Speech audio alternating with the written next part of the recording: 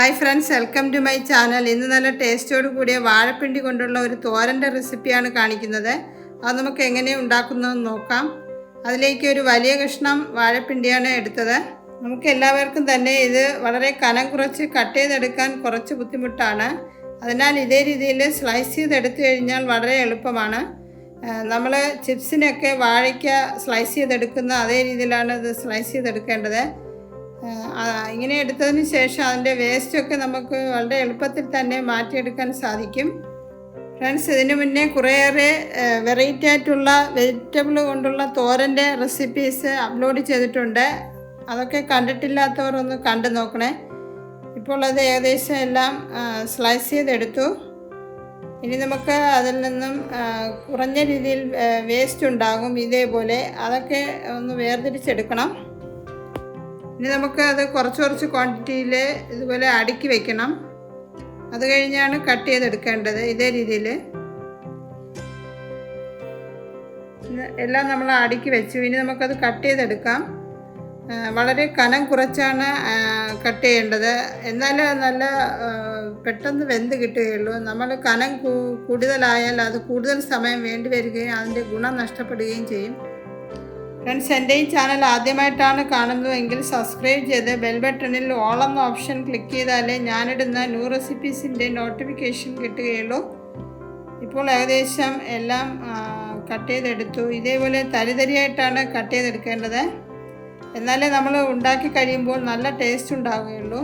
ഇത് അരിഞ്ഞെടുത്ത് കഴിഞ്ഞപ്പോൾ 3 കപ്പ് അളവിൽ കിട്ടിയിട്ടുണ്ട്. ഇനി നമുക്കത് നല്ല വാഷ് ചെയ്ത് എടുക്കണം. അതിൽ ചെറിയ രീതിയിൽ കറയെല്ലാം ഉള്ളത് കൊണ്ട്, അതുകൂടാതെ പൊടിയൊക്കെ പോകാനും. എന്നിട്ട് നമുക്ക് ആ സ്ട്രെയിനറിൽ വെച്ച് ഒന്ന് റെസ്റ്റ് ചെയ്യാൻ വയ്ക്കുമ്പോൾ വെള്ളമെല്ലാം വാർന്നു പോകും. നമുക്കിനി ഇതിൽ ചേർക്കാൻ കൂട്ട് റെഡിയാക്കാം. 1 കപ്പ് തിരുമിയ തേങ്ങയാണ് എടുത്തത്. 1 മുതൽ 1.25 കപ്പ് വരെ എടുക്കാവുന്നതാണ്. എന്നിട്ടൊരു 1/2 ടീസ്പൂൺ മഞ്ഞൾപ്പൊടിയും 3/4 ടീസ്പൂൺ നല്ല എരിവുള്ള മുളക് പൊടിയും 1/2 ടീസ്പൂൺ ജീരകവും ഒരു 6-7 വെളുത്തുള്ളി, വലുതാണെങ്കിൽ ഒരു 3 വെളുത്തുള്ളി 3-4 എണ്ണം, ചെറുതായതുകൊണ്ട് 6-7 എണ്ണം എടുത്തിട്ടുണ്ട്. എന്നിട്ട് ഇതേപോലെ ഒന്ന് ക്രഷ് ചെയ്തെടുക്കണം. ഇതേ രീതിയിൽ. ഇനി നമുക്ക് ചീനച്ചട്ടി വയ്ക്കാം. അത് നല്ല ചൂടായി വന്നിട്ട് അതിലേക്ക് ഒരു 3 ടേബിൾ സ്പൂൺ വെളിച്ചെണ്ണ ഒഴിക്കാം.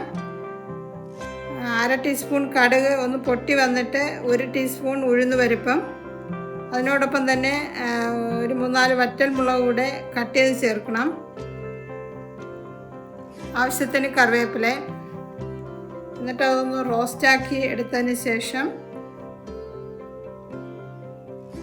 എന്നിട്ട് നമ്മൾ അരിഞ്ഞു വെച്ച പിണ്ടി അതിലേക്ക് ചേർക്കാം. പിണ്ടി ചേർത്തിട്ട് ഒന്നുകൂടെ ഒന്ന് മിക്സ് ചെയ്തെടുക്കണം.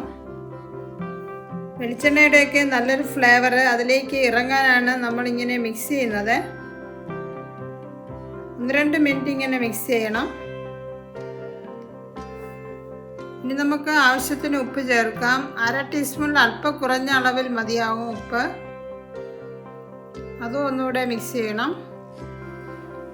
ലോ ഫ്ലെയിമിലിട്ടിട്ട് 2-3 മിനിറ്റ് അടച്ചു വെച്ച് കുക്ക് ചെയ്യാം.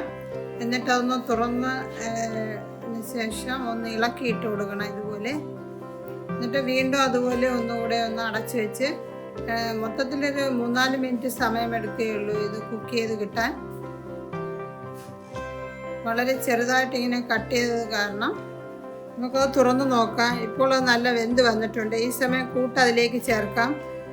കൂട്ട് ചേർത്തിട്ട് ലോ ഫ്ലെയിമിൽ തന്നെ വെച്ചിട്ട് 1-2 മിനിറ്റ് ഒന്ന് അതുപോലെ ഒന്ന് കുക്ക് ചെയ്തെടുക്കണം. ഇതേ രീതിയിൽ. ഇപ്പോൾ ഏകദേശം അത് റെഡിയായി വന്നിട്ടുണ്ട്. നല്ലൊരു ഫ്ലേവറൊക്കെ ഉണ്ട്.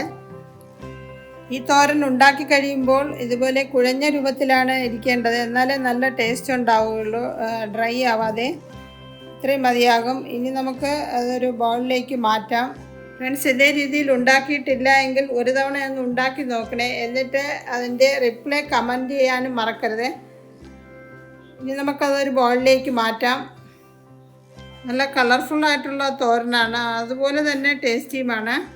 ഇതിന് പിന്നെ ഏത്തയ്ക്ക വെച്ചിട്ടുള്ള ചിപ്സിൻ്റെ വീഡിയോ അപ്ലോഡ് ചെയ്തിട്ടുണ്ട്.